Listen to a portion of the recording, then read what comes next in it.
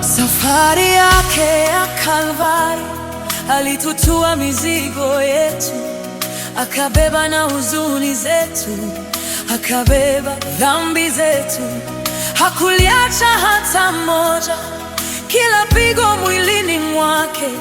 Alinyamaza kama mwana kondoo, kutetea watoto wake.